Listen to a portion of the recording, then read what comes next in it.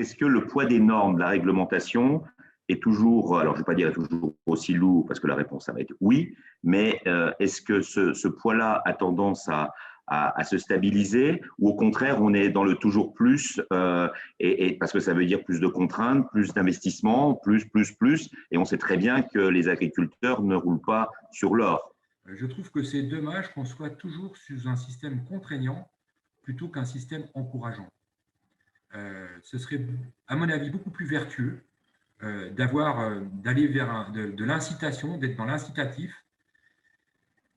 Et pour ça, on a besoin de vous, on a besoin du consommateur. Nous, agriculteurs, in fine, nos produits, ils sont destinés à des consommateurs finaux. Et c'est eux qui dicteront la politique agricole de demain. C'est pas la taxe, c'est pas ça. C'est par le porte-monnaie. Votre carte de crédit peut quelque part être une carte d'électeur. On se débat. Les industriels, en particulier de notre territoire et de notre bassin, ne sont pas là par hasard. Ils sont là parce que les produits qu'ils valorisent sont présents dans notre environnement, sont présents dans notre sous-sol. Pour les producteurs de sel, le sel, il est présent dans notre sous-sol. Pour les producteurs de carbonate et de bicarbonate de sodium, fabriqués à partir de sel et de calcaire, ces deux composantes sont présentes dans notre sous-sol. Et c'est une activité qui n'est pas délocalisable. Ce n'est pas délocalisable parce que la ressource, c'est ici qu'elle est. Il se trouve qu'une partie du bassin de consommation aussi est ici. Et donc l'implantation, elle est plutôt heureuse.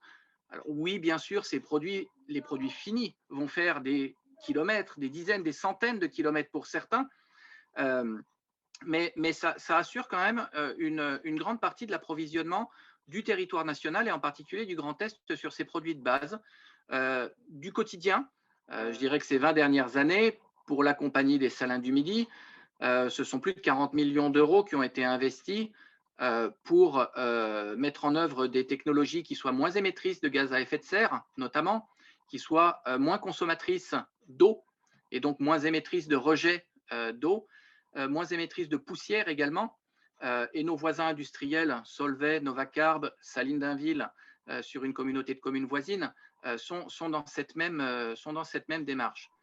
Ça vient s'ajouter, pardon, c'est intéressant, ça vient s'ajouter aux autres investissements sur le plan humain, sur le plan, ou au contraire, ça a grignoté l'investissement sur l'environnement, a un peu mangé l'investissement sur l'humain, sur l'outil de production, sur l'entretien des bâtiments. Enfin, je veux dire, où est-ce que ça vient s'additionner? Ça vient bien sûr s'additionner. Ça vient bien sûr s'additionner. Mais ça grignote quand même sur le reste parce que les ressources économiques ne sont pas tout à fait extensibles.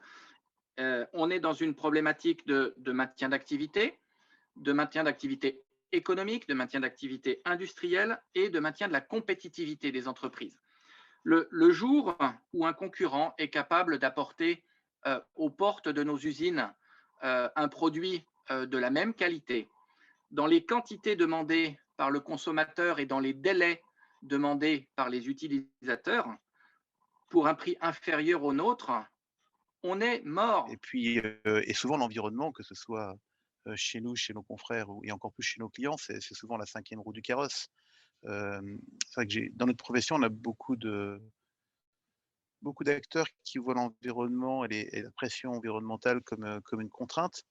On nous demande, c'est vrai qu'on nous demande de mettre au rebut des véhicules qui sont encore en état de rouler parce que bah, ils sont de normes Euro 4 ou Euro 5 et qu'il faut désormais dans les marchés publics avoir des normes Euro 6, ce que je comprends entièrement.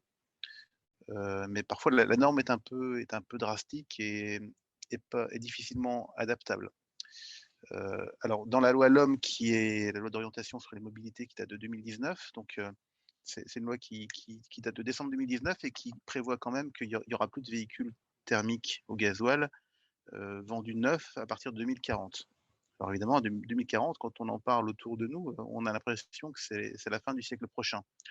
Sauf que le cycle de vie d'un autocar ou d'une voiture, c'est 10 ou 15 ans et que ça va venir demain et que ça va toucher tout le monde, pas seulement les acteurs professionnels du transport. On a mis en place une taxe carbone interne qui est calculée sur nos émissions de CO2. C'est-à-dire qu'aujourd'hui, une de nos filiales transport paye une contribution à de la production d'électricité renouvelable et aussi à de la reforestation, mais c'est plus, on va dire, c'est moins conséquent. Et ça, on l'a fait non pas pour répondre à une norme ou à une loi, c'est pas du tout une obligation.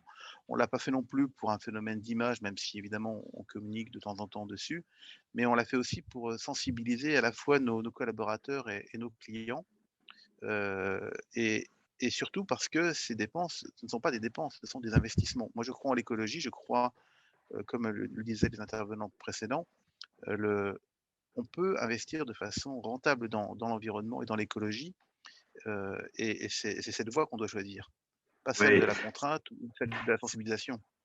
Le citoyen produit en global la totalité des déchets sur notre territoire, 560 kg par habitant par an de déchets. Répartis comment? On a 8000 tonnes, c'est-à-dire 270 kg, moitié de cette production-là, qui vient des ordures ménagères, c'est-à-dire des sacs noirs. Après, en mettant en place le tri sélectif depuis 2003, on a réussi à détourner 2000 tonnes, 1200 tonnes de collecte sélective, c'est-à-dire tout ce qui est valorisé, tout ce qui est mis dans les bacs jaunes ou sacs jaunes, et 800 tonnes au niveau du verre. Les marges de progression à court terme, elles se situent où? Les marges de progression, ce serait réduire les ordures ménagères, soit les réorienter parce qu'on voit qu'il y a encore du verre dans les ordures ménagères, qu'il y a encore du tri sélectif, qu'on a fait évoluer l'an dernier en mettant en place l'extension des consignes de tri. Mais c'est aussi, oui, le gaspillage alimentaire. Vous parliez des dates. Donc, il y a une nouvelle loi, on parlait des lois tout à l'heure, il y a une nouvelle loi qui est sortie en 2020, qui est la loi AGEC, une loi anti-gaspillage pour l'économie circulaire. Dans cette loi-là, c'est pas donner la main seulement aux citoyens d'agir, mais c'est aussi dans la conception industrielle et la façon dont on informe le citoyen. 90% des logements ont un air intérieur de qualité moyenne à mauvaise, qui sont dus à différentes choses, problématiques d'humidité, problématiques de système de chauffage vétuste ou mal entretenu, système de ventilation pareil qui est mal entretenu, les bouches les sorties d'air que généralement chez beaucoup de gens sont fermées parce que ça apporte le froid dans la cuisine quand on cuisine. Tout ça fait que on se focalise sur un air intérieur qui manque d'aération. On a besoin d'une circulation d'air permanente dans nos logements puisque beaucoup de choses de la vie moderne fait en sorte que ce qu'on appelle les COV, les composés organiques volatiles, sont présents en permanence dans nos maisons. Ça passe par tout le bricolage, les peintures, les solvants, tout ce qu'on peut utiliser pour tout nettoyer, les produits d'entretien, les parfums d'ambiance, les fameux parfums, les pchites qu'on nous vend pour donner un air frais, c'est presque plus nocif que d'ouvrir sa fenêtre. Tout ça fait que on a pris de très mauvaises habitudes en utilisant les produits modernes. Les mobiliers modernes sont aussi producteurs de problématiques. Et il faudrait qu'effectivement on puisse travailler sur une pédagogie globale pour que les gens reprennent, comme le grand-mère nous le faisait dans le temps, c'est-à-dire ouvrir les fenêtres, même s'il fait froid, ouvrir les fenêtres une bonne demi-heure pour faire circuler l'air dans toute la maison. Matin et soir, ça serait l'idéal, ça serait déjà un bon chirurgical. Un masque chirurgical, c'est du polypropylène, c'est du PP, c'est du plastique. Ça se recycle depuis la nuit des temps. Et la petite barrette en plein milieu, avec un petit aimant, vous pouvez la récupérer très facilement dans un process de recyclage. Et donc, du jour au lendemain, eh bien, on a mis ce process en place. C'est-à-dire qu'on a du rebut, on est un industriel, on n'est même plus dans l'étape de la start-up, on est monté à 43 salariés chez France Cardio. Et comme toute entreprise industrielle, ces rebuts-là, au début, on les jetait et ça ne donnait pas vraiment de sens à notre projet. On fabriquait un produit safe, de sécurité, mais on créait aussi du déchet. Et donc, du jour au lendemain, avec Céline, on a cherché, ça a été vite, on a mis 24 heures. Et on s'est dit, tiens, on va faire appel à des partenaires qui puissent collecter nos rebuts, qui puissent ensuite les désinfecter, les nettoyer, les broyer et puis en refaire des granules de polypropylène et de les remettre ensuite dans un cycle vertueux et refaire de la matière première pour nos masques. Et donc, on est devenu très rapidement le premier fabricant de masques chirurgicaux à pu avoir de déchets. C'est-à-dire, j'ai pas acheté de sac poubelle chez France Cardio depuis à peu près le mois de décembre 2020. Mine de rien, nous sommes ensemble depuis quasiment fin octobre. Plus de 60 invités témoins, et c'est pas neutre. Et j'ai toujours voulu faire en sorte que ce soit des acteurs de notre département. Et on voit bien, il y a des exemples Séchant, Velaine, Hauéville et bien partout. En tout cas, l'objectif, c'est vraiment de faire des zooms sur ce qui se fait, sur ce qui se fait de bien sur notre territoire. Nous allons aborder la 3e saison qui, vous verrez, va vous réserver un lot de surprises, de l'attrait, beaucoup d'interactivité encore et toujours. C'est important pour les acteurs publics, je l'ai souvent dit, même si j'en suis l'animateur, j'en suis du coup la tête de pont, de pouvoir s'imprégner de tout ce qui peut se faire sur nos territoires pour ensuite mettre la main dans le cambouis et faire en sorte justement de retrousser les manches et faire en sorte que l'on accompagne les nombreux acteurs, qu'ils soient économiques, qu'ils soient sociaux, qu'ils soient environnementaux, qu'ils soient humanitaires, dans la réalisation d'un grand nombre de politiques publiques, la belle politique, en tout cas celle qu'on aime. Pour le moment, chute sur le prochain format, chute sur la prochaine périodicité, chute sur les différents sujets qu'on nous aborderons, mais je vous demande de rester en veille, notamment sur les différents réseaux et Facebook en tête. Je reviens vers vous très vite sur les réseaux. À très bientôt pour cette session, pour cette saison 3, d'ici quelques jours. Merci à vous.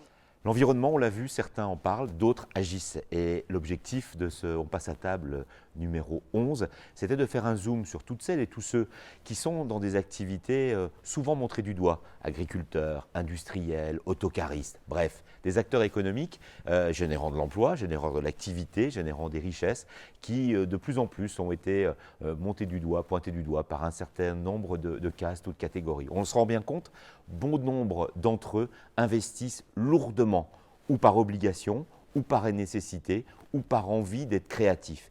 Et tout ce qu'on a pu voir à travers cette émission apportait la preuve en tout cas, d'abord qu'on parle d'investissement et non pas de dépenses, et ensuite que ça pouvait générer beaucoup de créativité. Bravo à ces entrepreneurs, bravo à toutes celles et tous ceux qui accompagnent l'environnement, et on parle bien d'environnement et non pas d'écologie, bref, un environnement où on se sente bien et où le vivre ensemble prend toute sa place.